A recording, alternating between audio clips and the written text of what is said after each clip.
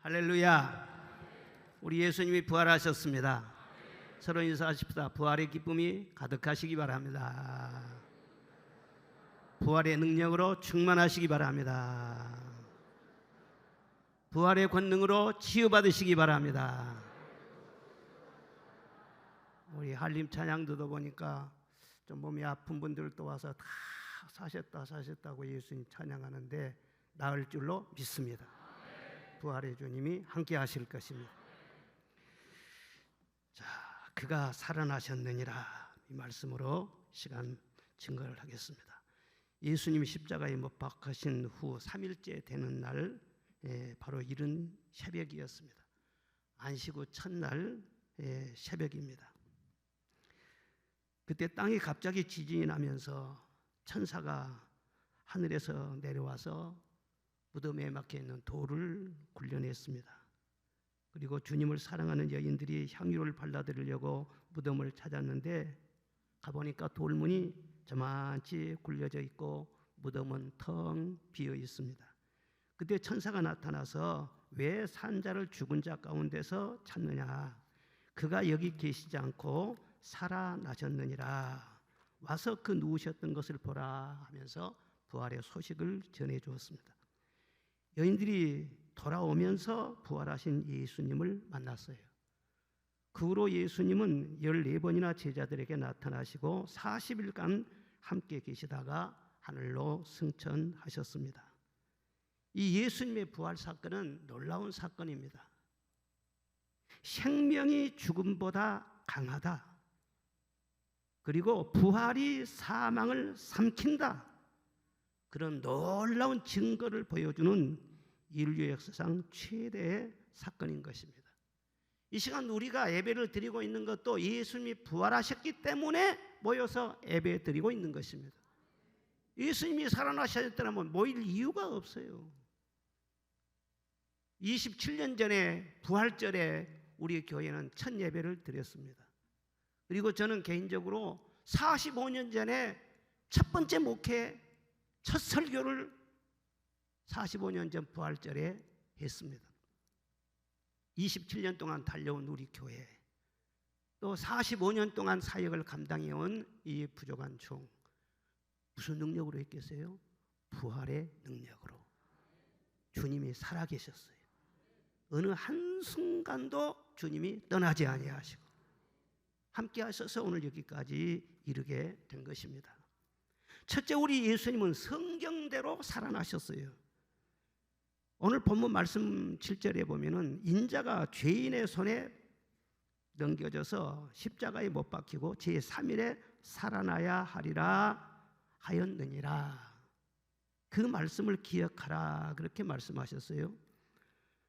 고린도서 15장 3절에도 내가 받은 것은 먼저 너희에게 전하노니 이는 성경대로 그리스도께서 우리 죄를 위하여 죽으시고 장사 지낸 바 되었다가 성경대로 3일 만에 다시 살아나셨느니라 했습니다. 성경대로예요. 성경대로. 신약 성경에 예수님의 부활을 401번이나 기록하고 있습니다. 예수님의 부활은 어떤 우발적이고 기상천외한 그런 사건이 아니라 만세전부터 하나님이 계획하신 것입니다. 죄에 빠진 인류를 구원하기 위해서 하나님의 철저한 계획과 예정 속에서 일어난 일이라는 것입니다. 예수님의 부활은 인류 역사상 유일한 사건이에요. 간혹 죽었다가 살아난 사람도 있습니다.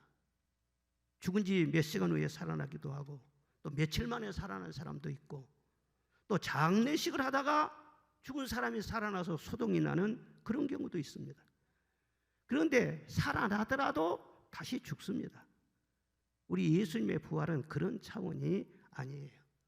주님은 부활하신 이후에 하늘나라로 올라가셨고 지금도 살아계신 줄로 믿습니다. 그 예수의 무덤은 빈 무덤인 것입니다. 부유하고 권세 있는 그런 사람들마다 다 무덤을 크게 만들어요. 비석을 세우고 좋은 명당에다가 묘를 쓰고 그렇습니다. 저 모스크바에 가면은 레닌의 무덤이 있습니다. 저 베트남 하노이에 가면은 호지명의 무덤이 있어요. 제가 가서 봤는데 꼭 살아있는 사람처럼 그렇게 해놨어요. 그리고 북한의 가장 크고 웅장한 건물이 김일성 부자의 무덤입니다. 뭔가 유명한 그런 사람들은요, 무덤을 크게 해서 그 사람의 권위를 드러내는 거예요. 사우디 메카에 가면은 마호멧의 무덤이 있습니다. 1년이면 수백만 명씩 거기 가서 참배를 합니다. 말레이시아 그러면 이슬람 국가거든요. 이슬람이 국교예요. 그런데 그 이슬람을 이끌어가는 5대 가문이 있다고 합니다. 그런데 5대 가문 중에 한 가문의 대표가 마호멧의 무덤에 있는 이 사우디의 메카의 성지 순례를 갔었어요.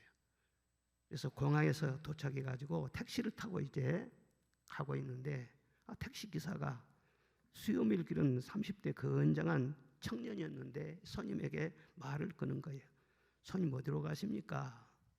예, 마호멧 묘에 참배하기 위해서 지금 무덤을 찾아갑니다. 아, 그래요? 어찌 죽은 자의 무덤을 찾아가십니까? 죽은 자를 믿지 마시고 죽음에서 부활하신 예수님을 믿으십시오. 아, 그런 말을 해요. 여러분, 매년 수백만 명의 이 무슬림들이 찾아가서 완전히 거기에서 엎드려 경배를 합니다. 그런데 이 사우디에는 종교 경찰이 있어요. 그래서 내려서 바로 경찰에게 신고를 했습니다.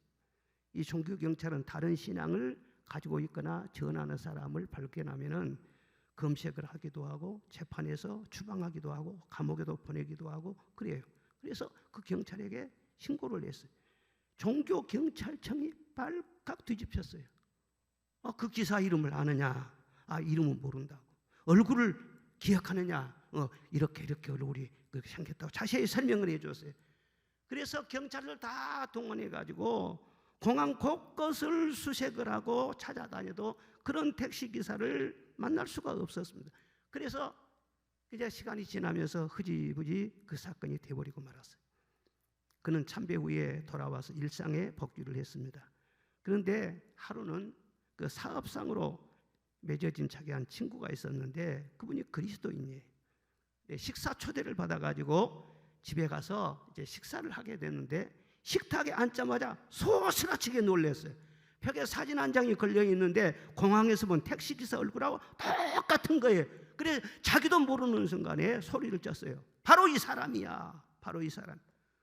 친구가 깜짝 놀래. 자네 왜 그러는가? 친구가 쭉 얘기를 해줬어요. 야, 이게 바로 영적인 역사라구나. 이걸 알고 예수님을 전해주었습니다. 예수님은 우리를 구원하기 위해서 땅에 오셨고 우리의 죄를 인해서 십자가에서 죽으셨고 3일 만에 부활하셨다. 차근차근 설명했더니 이분이 마음의 문이 열려져 가지고 예수님을 영접하게 되고 그리고 열심히 성경을 읽더니 개종하기로 결심을 했어요. 그런데 말레이시아에서는 종교를 바꾸려면 재판을 받아야 돼요. 워낙 이 명문가 대표이기 때문에 재판장도 함부로 하지를 못하죠. 그래서 판사가 설득을 합니다. 개종을 하면 사회적 지탄을 받게 되고 많은 불이익도 당해야 되는데 왜 그렇게 섣부른 생각을 합니까? 만류를 했어요. 그래서 그동안 성지순례 가서 있었던 일을 상세하게 쭉 설명해 줬어요. 나도 경찰에까지 신고를 했지만 그러나 이제는 그 예수님이 어떤 분인 것을 알았습니다. 무덤이 있는 그런 분을 숭배하는 것보다도 무덤이 없는 생명의 주를 믿기로 결심을 했습니다.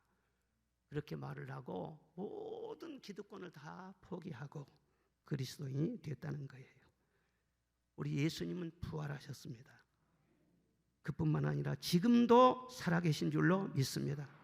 그래서 우리의 생명의 주가 되신 것입니다. 예수님의 부활에 대해서 여러 가지로 설명을 해요. 씨앗이 땅에 떨어져 썩으면 많은 열매를 맺는다더니 또 겨울이 지나면 봄이 온다느니 여러 가지 이치를 들어서 설명을 하지만 그러나 예수님의 부활은 어떤 비유로나 이론으로도 설명이 불가능합니다. 왜냐 그러면 인간 세계의 경험이나 수준을 완전히 초월하는 그 영의 세계의 역사, 하나님의 세계의 역사예요. 인류 역사상 딱 한 번밖에 없는 바로 그 사건인 거예요. 그 예수님의 부활이 바로 나와 직결된다는 것을 믿는 자, 그 사람이 그리스도인이고 그 사람에게 부활의 생명이 임하게 되는 것입니다. 두 번째로는 예수님은 부활의 첫 열매가 되셨습니다. 고린도전서 15장에 보면 이제 그리스도께서 다시 살아나사 잠자는 자들의 첫 열매가 되셨도다 말씀을 하셨어요. 첫 열매가 되셨다 하는 말씀은 한 번의 사건으로 끝나는 것이 아니라는 거예요. 첫째가 있으면 둘째, 셋째, 그 다음에 계속 이어지게 될 거 아니겠어요? 그리스도께 속한 자들은 때가 되면은 부활하신 예수님처럼 속속 부활하게 될 것을 분명히 말씀하고 있는 것입니다. 고린도전서 15장 22절에 아담 안에서 모든 사람이 죽은 것 같이 그리스도 안에서 모든 사람이 삶을 얻으리라 그랬어요. 우리는 죄인이 된 것이 내가 선택이 된 게 아니라 아담의 후손으로 아담의 혈통을 타고 이 세상에 태어났기 때문에 죄인의 피가 내 속에 흐르고 있기 때문에 태어날 때부터 우리는 죄인으로 태어난 것입니다.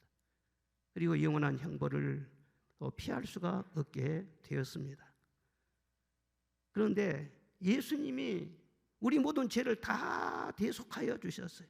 그리고 사망 권세를 이기고 부활하셨어요. 그래서 예수 그리스도를 믿음으로 말미암아 부활의 생명을 다 얻게 된다. 차별이 없어요. 누구는 되고 누구는 안 되고 그런 것이 아니라 믿는 자는 누구나, 주의 이름을 부르는 자는 누구나 다 예수님처럼 순서가 되면은 다 부활하게 될 것이다. 이게 참 얼마나 놀라운 영광입니까? 성경은 한 번 죽는 것은 사람에게 정한 것이고 그 후에는 심판이 있으리라 말씀했어요. 세상에 가장 확실한 문제가 있다면 그것은 사람은 한 번 죽는다는 거예요. 사람의 죽음은 인생이 허무하지요. 죽음은 모든 것을 다 삼켜버려요. 모든 것을 다 무너뜨리고 내가 아무리 좋은 것 가지고 있어도 죽음이 오면은요 그거 다 빼앗아가 버리는 거예요. 결국은 사람은 죽어요. 생각해 보면은 사람마다 좀 더 오래 살려고 하고 좀 더 잘 살아보려고 하고 아주 예를 많이 쓰지만 좀 오래 살아봐야 별로 의미가 없어요. 왜냐 그러면은 결국 영원히 사는 것이 아니고 결국 다 삼킴받을 것이거든요. 죽음은 만민에게 공평해요. 돈 많은 사람은 안 죽고 돈 없는 사람은 죽다면 얼마나 불공평합니까? 그런데 공부를 많이 하는 사람이나 무식한 사람이나 유명한 사람이나 이름 모를 사람이나 죽음 앞에는 잘나고 못나고가 없어요. 다 똑같은 거예요. 요즘 품이 있는 죽음, 품격 있는 죽음 그렇게 말을 해서 장례 준비를 잘 해야 된다. 그렇게 말들을 많이 하는데 물론 장례식 훌륭하게 잘 치른 것 좋지요. 훌륭한 장례식장에서 전문객도 많고 조화도 많이 세워지고 그리고 화장터에 갈 때 리무진 타고 가고 참 좋아 보이잖아요. 그러나 그건 유족들에게는 위로가 될지 몰라도 죽은 당사자하고는 아무런 관계가 없어. 한 주머니에 재로 돌아가는 것은 모든 사람에게 다 똑같은 거예요. 죽으면 그것으로 끝나는 것이지 그 다음에 뭐 리무진을 타고 간지 트럭을 타고 간지 그거 할 게 뭐겠어요. 아무 상관이 없는 거예요. 어떤 죽음을 미사력으로 해서 화려하게 품격이 있다느니 뭐하니 그렇게 해서 죽음 자체를 미워하는 그것도 하나의 좀 경계해야 될 그런 일인 것입니다. 죽으면 다 끝나는 거예요. 그런데 그리스도 안에서는 죽음이 끝이 아니라는 거예요. 여러분 사람이 한번 물건을 만져도 말이죠 여기에 다 지문이 남는 거예요. 수천 년 전에 말이죠 공룡이 지나가는 발자국도 말이죠 그대로 선명하게 남아있는 그런 것을 볼 수가 있습니다. 우리 인생에 한 번 지나간다고 해서 그것은 모든 것이 다 끝나는 것이 아니에요. 그냥 왔다가 지나가면 되는 그런 인생이 아니라는 거예요. 죽음 이후에 반드시 새로운 세계가 있다는 것을 아시기를 바랍니다. 우리 예수님은 죽음이 끝이 아니라는 것을 보여주기 위해서 이 세상에 오셨어요. 죽음이 모든 것을 다 삼켜버린다고 생각하지만 그러나 예수님은 명령하셨어요. 사망아 너희 쏘는 것이 어디 있느냐. 사망에 쏘는 것은 죄요 죄의 권능은 율법이라. 죄 때문에 율법의 고발 때문에 죽음이 왔는데 예수님은 피로써 우리 죄를 다 씻어주셨고 십자가에서 죽기까지 끝까지 순종하심으로 말미암아 하나님의 온전한 의를 이루어 주셨고, 부활하심으로 말미암아 사망 권세를 깨뜨려 주셨습니다.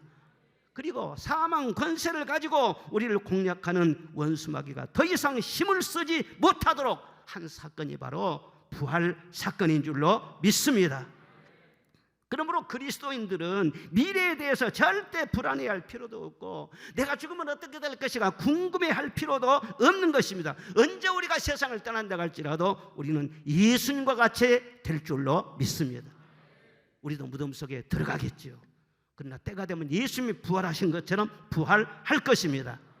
그런데 고린도서 15장 말씀 보면은 그러나 각각 차례대로 되리니, 그래서 순서가 있다고 했어요. 첫째는 그리스도요 말씀이었어요. 다음은 그가 강림하실 때 그리스도께 속한 자요, 마지막은 모든 통치와 권세와 능력과 사망을 멸하고 주께서 재림하실 때 무덤에서 잠자고 있는 자들이 다 살아남아 호련히 변화될 것이라, 그렇게 말씀합니다. 그래, 부활을 변화라고 말씀을 했어요. 우리가 부활해서 영원히 산다면 이 모습, 이 육체, 이걸 가지고 그대로 산다는 것이 아니라 완전히 부활체는 변화가 된다는 거예요. 예수님이 부활하신 다음에 몸이 신령한 몸으로 확 변했어요. 자유로운 몸이 됐어요. 문이 닫혔는데도 싹 들어오시기도 하고, 또 먹을 수도 있고, 안 먹어도 전혀 배가 고프지도 않고, 시간과 공간의 제약을 전혀 받지 않은 영화로운 몸으로, 피곤하지도 않고 아프지도 않고 약하지도 않고 슬프지도 않고 목마르지도 않고 항상 기쁨과 평화와 영광을 누릴 수 있게 확실하게 적합한 그런 몸으로 완전하게 변화됐어요. 좋지요. 피곤하면 얼마나 힘들어요. 천국 가서도 전혀 피곤이 없어요. 부활하면은 장가도 안 가고 시집도 안 가고 천사와 같은 몸으로 변화된다. 부활해가지고도 결혼해가지고 시집살이면 얼마나 힘들겠어요. 그런데 예수님이 직접 그 문제에 대해서 말씀을 하셨어요. 시집가고 장가갈 필요가 없다. 천사와 똑같은 부활체가 될 것이라고 말씀. 그 부활한 다음에 그럼 사람이 똑같이 되느냐? 똑같지 않다는 거예요. 해와 달이 다르고 별과 별들의 그 영광이 다 다르지 않느냐? 이와 같이 부활한 다음에 사람들이 똑같이 되는 것이 아니고, 어떻게 살았느냐, 어떻게 믿었느냐, 어떻게 주를 위해서 고난을 받았느냐, 어떻게 그리스도를 닮았느냐, 거기에 따라서 별과 별들의 영광이 다른 것처럼 그날의 영광이 다 다를 것이라고 말씀을 하셨어요. 그래서 우리가 그리스도 때문에 핍박을 당하기도 하고, 때로는 사명을 감당하기 위해서 남모르는 그런 눈물을 흘리기도 하고 참고 견디기도 하고 그렇게 하다고 하지만은, 그러나 그 모든 것이 고생하고 끝나는 것이 아니라 다 부활의 날 영화로운 몸으로 부활이 되어서 보상이 주어질 것을 분명히 말씀하고 있어요. 오늘 순례자의 노래를 불렀는데, 한 2주 전부터 저는 기도할 때마다 이 순례자의 노래가 자꾸 떠오르는 거예요. 그래서 제가 뒤에서 그 노래를 부르면서 얼마나 많이 눈물을 흘렸는지 모릅니다. 아득한 나의 갈 길 다 가고 저 동산에서 편히 쉴 때 내 고생하는 모든 일들을 주께서 아시리. 저 망망한 바다 위에 이 몸이 상할지라도 오늘은 이곳 내일은 저곳 주 복음 전하리. 예수님이 나를 사랑하셨으니까 복음 전하면서 기쁨으로 복음을 전해야 되죠. 그런데 때로는 망망한 바다를 통과하는 것처럼, 빈들이나 사망을 통과하는 것처럼 목마르고 팍팍하고 곤고하고 외롭고 사명을 감당하면서도 그럴 때가 있거든요. 그런데 그 모든 고생하는 일들 나 혼자만 알고 지나간 게 아니라 주께서 다 하신다는 거예요. 이 땅에서도요 위로를 주세요. 그러나 부활의 그날에 하나도 잊지 아니하시고 상으로 갚아주실 것을 믿으시기를 바랍니다. 죽음 자체를 절대 우리는 허무하게 보면 안 되는 것입니다. 이 죽음이라는 것은 두려워할 필요도 없는 것이 영원한 영광, 부활로 가는 하나의 관문에 불과한 거예요. 관문에 불과한 거예요. 성 어거스틴 잘 아시는 대로 젊어서 참 방탕 많이 했죠. 속을 많이 적인 그런 사람이에요. 그런데 어머니의 간절한 기도로 성자가 되었어요. 그 어머니가 성 모니카. 그런데 그 어머니를 말년에 모시고 살았습니다. 어머니가 나이가 많아서 이제 세상을 떠나게 됐는데 그 어머니가 마지막 돌아가시 전에 그 아들에게 유언을 한 거예요. 내 아버지는 아프리카에 묻혔다. 나도 그 옆에 묻히기를 원했었다. 거기에는 내 무덤도 이미 준비되어 있다. 그러나 아들아, 나를 아무데나 그냥 묻어다오. 하나님께는 먼 곳이 따로 없단다. 아무데나 묻히면 어떠냐? 어떻게 장례하든 무슨 상관이냐? 내가 주님을 뵙게 될 것이고 또 앞으로 너를 보게 될 것인데 그게 무슨 문제가 되겠느냐? 아, 참 멋진 유언 아닙니까? 부활신앙을 확실하게 가지면은 이처럼 초연할 수 있어요. 이런 여러 가지 문제에 대해서 자유로울 수가 있는 것입니다. 여러분, 어떤 죽음의 순간이 내 앞에 닥쳐온다고 할지라도 물론 사명을 다하기까지는 하나님의 생명과 건강과 믿음을 지켜주실 것입니다. 그러나 언젠가 주님 앞에 산다고 할지라도 두려워하지 마시기를 바랍니다. 부활로 가는 관문을 통과하는 거예요. 거실에서 안방으로 들어가서 문을 열고 나가는 그런 정도인 것이지 죽음이 절대로 나를 삼킬 수가 없다는 거예요. 예수님이 부활하신 것처럼 예수님께 속해 있는 나, 그리스도의 영을 받은 나, 그리스도에게 붙어있는 가지된 나도 부활하게 될 줄로 믿습니다. 주님께서 그 아름다운 영광을 나에게도 주실 줄로 믿습니다. 무덤 속에 잠자는 자 그때 다시 일어나 영화로운 부활 승리 얻으리. 주가 택한 모든 성도 구름 타고 올라가 주의 얼굴 배우리 그랬습니다. 주님 재림하실 때까지 우리가 살아남아 있으면요, 먼저 죽은 자들이, 그리스도 안에서 죽은 자들이 부활하게 될 것이고 살아있는 우리는 어떻게 돼요? 호련히 변화한다고 했어요. 순식간에 변화돼요. 부활체로. 그보다 휴거라고 그랬습니다. 휴거에서 영원한 영광에 엘리야가 구름을 타고 올라가는 것처럼, 에녹이 하늘나라로 승천한 것처럼 우리를 또 살아있는 채로 영화로운 몸을 입고 저 천성으로 올라가게 될 줄로 믿습니다. 그러므로 이 세상살이가 전부인 줄로 생각해서는 안 됩니다. 우리 육체가 전부라고 생각해서는 안 됩니다. 연약한 육체도 있고 어떤 분은 장애를 입은 육체도 있을 것이고, 그렇지만 그 부활의 날에는요, 모든 것을 다 하나님이 온전하게 만들어 주십니다. 이사야서 22장 13절에 보면은 너희가 내일 죽으리니 오늘 먹고 마시자 하리니 이 죄악은 너희가 죽기까지 용서받지 못하리라. 만군의 여호와의 말이니라. 그런 말씀이 있습니다. 그런 사람들 가끔 있잖아요. 아이, 내일 죽을 것인데 이렇게 살다 죽는 것이지. 아이, 그래 마셔 술 마시고 하고 싶은 대로 하고 개쎄라 쎄라. 내일 죽을 것이니 인생이 오늘이 전부이니 그렇게 사는 사람은 쾌락주의로 살거든요. 살아있을 때 즐겨야지 그렇게 생각을 하거든요. 그러니까 그런 사람들은 죽기까지 용서받지 못한다. 그렇게 분명히 말씀을 하십니다. 그것이 그렇게 큰 죄입니까? 그렇죠. 하나님 우리 인간을 창조하실 때 영적인 존재로 창조하셨어요. 그냥 육체뿐으로 고깃덩어리뿐인 것으로 그렇게만 창조한 것이 아니라 영적인 존재로 하나님과 교통하고 하나님을 믿고 살다가 영원히 하나님과 함께 살 수 있는 그런 영광스러운 존재로 창조를 하셨어요. 그런데 영적인 무지에 갇혀서 구원이 전혀 필요 없고 내 영혼 구원도 전혀 바라지도 않고 그렇게 살다가 이 세상 떠나면은 구원 받으려고 하지도 않고 구원 받을 수도 없는 것이죠. 사함 받을 수가 없는 것이죠. 우리가 예수님 믿으면서도 절대로 이 세상에서 하나님의 위로를 구하기는 구하지만, 그러나 여러분 영에 속한 사람으로 사시기를 바랍니다.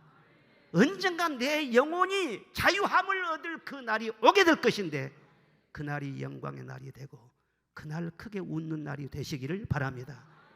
이 세상에서 너무 영광을, 이걸 너무 좋아해서 나요. 그날의 영광이 진짜 우리에게 큰 영광이라니까요.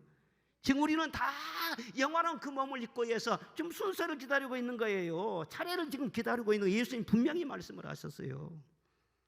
그리고 세 번째로는 부활의 능력으로 이 세상에서 살아야 된다 하시는 말씀인 것입니다. 부활하신 주님은 하늘 보좌편에서 우리를 위하여 기도하고 계시지만은 지금도 성령으로 말미암아 우리 가운데 계십니다. 교회 가운데 계십니다. 그래서 그 부활의 능력으로 내가 너를 떠나지 아니하고 내가 너를 버리지 아니할 것이다. 네 힘으로 살지 말고, 누가 안 도와준다고 원망하거나 상처받거나 그렇게 하지 말고 나를 의지해라. 내가 능력을 줄 것이다. 내게 능력 주신 자 안에서 내가 모든 것을 할 수 있느니라.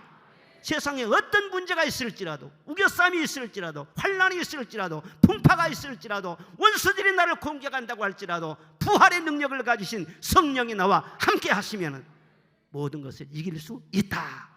넉넉히 승리할 수 있다. 그것이 주님의 약속인 것입니다. 그렇죠. 부활은요, 마스터키와 같은 거예요. 호텔에 어떨 때 가보면은요, 호텔 큰 호텔은요 방이 수백 개예요. 근데 키를 그냥 안에다 넣어놓고 나와버렸어. 아이, 그러면은 그 안내원들한테요, 그 직원들한테, 아이, 키를 두고 갔다. 아, 그래요? 찾아가지도 않고 그대로 갑니다. 가서는 금방 끌려버려요. 이 마스터키를 가요. 그 마스터키는 수백 개의 문을 다 끌을 수 있어. 그 키 하나만 가지면. 우리 인생의 문제가 복잡해요. 현재 문제도 그렇지만 앞으로도 파도처럼 계속 문제가 밀려와요. 아무리 많은 문제가 밀려온다고 할지라도 부활하신 주님이 나와 함께 계셔서 내 혼자 당하지 아니하고 주와 함께 당하시면 능히 이기리. 부활의 주님이 함께 당하시면 사망 권세도 이깁니다. 질병도 이깁니다. 원수의 공격도 이깁니다. 실패도 이깁니다. 연약함도 이깁니다. 우울증도 이깁니다. 다 이겨낼 수가 있어요. 그 혼자 고아처럼 그렇게 살지 말라고.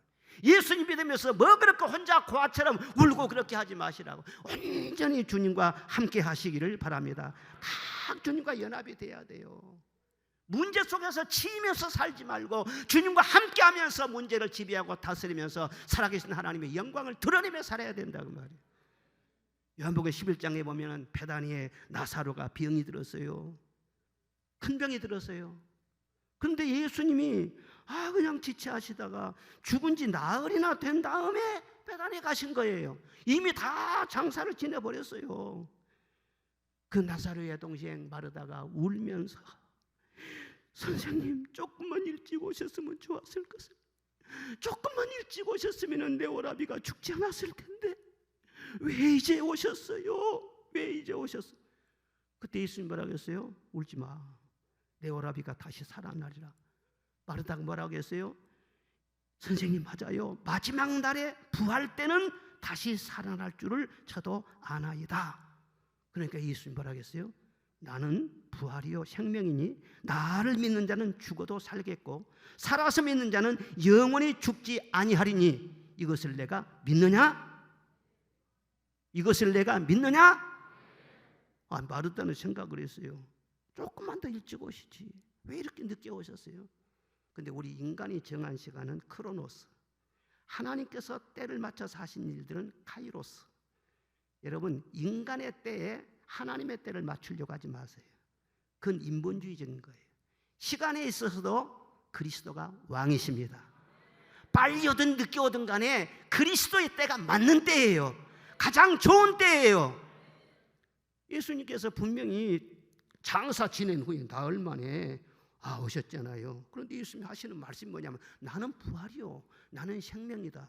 시체가 되어 있을지라도 내가 부활인데 나하고 시체하고 함께 있으면 그 시체가 살아난다는 거예요. 빛과 어둠이 어떻게 공존할 수 있습니까? 절대로 공존할 수 없어요. 그러니까 예수님은 완전하신 부활의 생명이요 능력이시기 때문에 이 세상에 보십시오. 어떤 문제 있는 곳 가도 예수님이 가시면 문제는 다 끝나버렸습니다. 죽은 자는 살아났고요, 귀신들은 쫓겨났고요, 병은 떠나가고요, 풍랑은 잠잠해지고요, 슬픔과 두려움과 모든 고통은 순식간에 사라지게 되고요, 목마름도 다 없어지게 되고요. 예수님과 죽음이 공존할 수 없습니다. 예수님이 부활이신데, 그렇게 예수님도 장례식에 여러 번 참여를 하셨어요. 그런데 예수님이 가시기만 하면 시체들이 다 살아나 버려요. 예수님은 부활이시기 때문에 마르다야, 너도 믿으면은 내 오라비가 살아날 거야. 무덤에 있는 돌을 옮겨놔. 아, 예수님, 죽은 지 나흘이나 되었어요. 썩어서 지금 냄새가 납니다. 마르다야, 나흘이 됐든 열흘 됐든 그게 무슨 대수냐? 썩어서 냄새가 나든지 뼈만 남았든지 그게 무슨 문제가 되는 것이냐? 너 그런 말 하지 말고 믿어. 돌을 옮겨놔. 아, 그래서 돌을 딱 치워요. 아, 치우니까는요, 예수님 나사렛 나오라고 하니까 죽은 자가 수족을 통해 맨처럼 일어났다, 그렇게 말씀합니다. 우리가 이 말씀을 우리가 잘 적용을 해야 돼요. 우리 주님은 우리와 함께 계세요. 문제 앞에 함께 있어요. 그런데 주님께서 말씀하면 네가 믿어야 하나님의 영광이 나타난다는 거예요. 그 믿음이란 무엇입니까? 돌 옮겨놓는 것이 믿음이에요. 주님과 나 사이에 돌이 막혀 있으면은요, 그 주님이 말씀하실 수 없고 기적을 행하실 수가 없는 거예요. 주님과 나 사이에 의심의 돌, 절망의 돌, 아이고 죽은 자가 어떻게 살아나, 불신의 돌, 내 어떤 자신의 어떤 의를 주장하는 고집과 자기의와 편견의 그런 돌, 사람마다 속에 돌이 있어요. 그 돌을 치워놓지 않으면 주님이 일하실 수가 없어요. 주님께서 무슨 말씀을 하시든지 간에 내 모든 고정관념과 판단과 주장을 순식간에 다 물리치고 그대로 여과 없이 말씀을 받아들이시기를 바랍니다. 산다면 사는 것이고, 된다면 되는 것이고, 하라면 하는 것이고, 말씀대로 움직이는 것입니다. 이렇게 믿음을 보일 때 하나님의 능력은 바로 역사하신 것입니다. 한참 머물 필요도 없어요. 바로 믿는 자에게 하나님의 능력이 역사하시는 거예요. 허스슨 테일러는 영국의 선교사인데 중국 내지 선교를 했던 유명한 선교사입니다. 그런데 한 번은 범선을 타고 이제 항해를 하는데 바람이 잘 불어야만이 배가 움직이지 않겠어요? 그런데 바람이 딱 멈춰버린 거예요. 전혀 바다에 바람이 불지를 않아요. 그런데 그 주변에 섬들이 있었는데 식인종이 사는 그 섬 가까이로 배가 자꾸 밀려가는 거예요. 아, 이거 속수무책이요. 선장이 그런 모든 상황을 다 알고 있는데 얼마나 긴장이 되고 얼마나 마음이 불안한지. 그래서 선교사인 줄 알고 허드슨 테일러에게 기도를 부탁했어요. 바람이 불도록 기도를 좀 해주십시오. 예, 제가 기도하겠습니다. 이제 닻을 올리십시오. 아니, 기도를 먼저 해주세요. 아직 바람이 한 점도 불지 않고 있는데 무슨 닻을 먼저 올리겠습니까? 아니, 내가 기도한다니까요. 닻을 먼저 올리라니까는요. 다 올리지 않으면 나 기도하지 않겠습니다. 그러니까 마침내 선장이요, 닻을 올리라고 명령을 내렸어요. 그리고 허드슨 테일러는 기도에 몰입하게 됐어요. 그런데 한참 뒤에요, 선실 밖에서 갑자기 막 문을 두드리는 소리가 난 거예요. 선교사님, 선교사님, 바람이 너무 시게 봅니다. 아이, 기도를 좀 멈춰주세요. 바람 불지 않도록 해주세요. 무슨 말입니까? 믿음이라는 것은 돛을 올리는 것과 같다는 거예요. 하나님의 능력은 항상 우리와 함께 하신 줄로 믿습니다. 기도의 돛을 올리고 순종의 돛을 올리고 믿음의 말을 시인하는 선포의 돛을 올리고, 그러면 주님의 능력이 역사하세요. 우리가 가만히 있으면 절대 하나님의 능력을 경험할 수가 없습니다. 이 모든 부활 사건에 대해서 소식을 들었던 사람들도 처음에는요 다 안 믿었어요. 다 안 믿었어요. 다 의심했다고 했고 두려워했다고 했고 허탄한 듯이 보여서 안 믿었다고 했고, 어떤 경우에는 너무 기뻐가지고 못 믿기도 하고, 하여튼 안 믿는 이유가 여러 가지예요. 전부 다 못 믿었어요.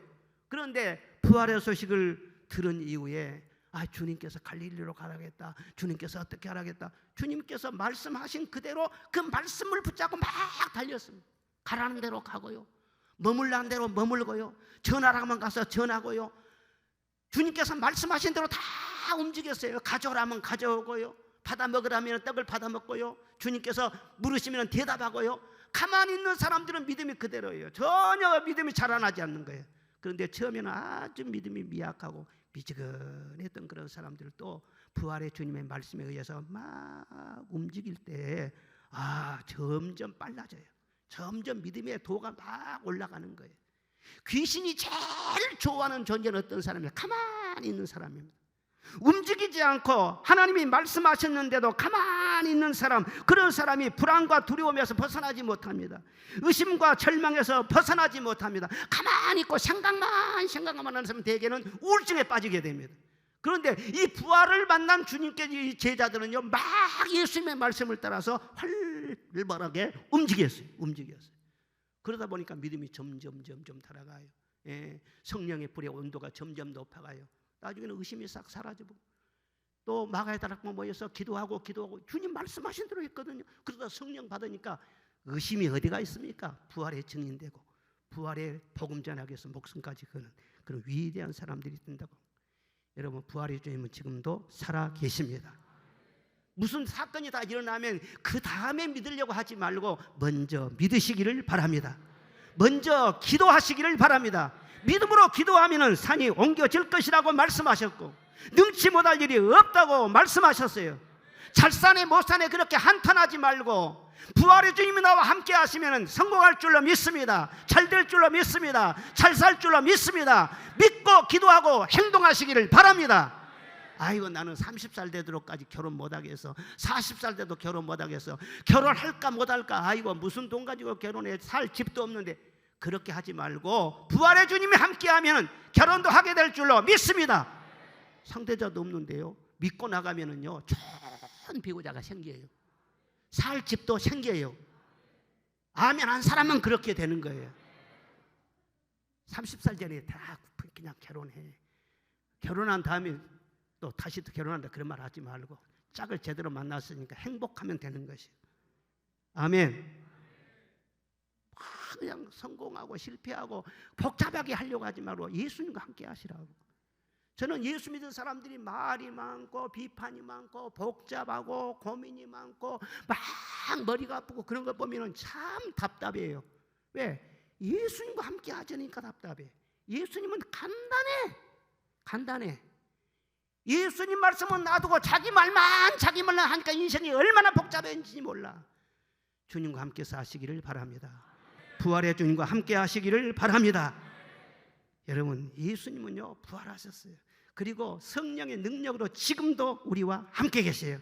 그 능력으로 사는 자는 영혼이 잘된 같이 범사가 잘되고 강건하게 될 줄로 믿습니다. 내 믿음대로 될지어다. 누구 탓할 필요가 없습니다. 네 믿음대로 된다는 거예요. 누구 탓할 필요 없어요. 네 믿음대로 된다는 거예요. 주여 나에게 믿음을 주시옵소서. 열심히 모여서 예배드리고 말씀을 듣고 찬송하고 열심히 뜨겁게 기도하고 그럴 때 우리의 믿음이 점점 온도가 올라가는 것입니다. 부활의 주님의 능력이 나타나게 될 줄로 믿습니다.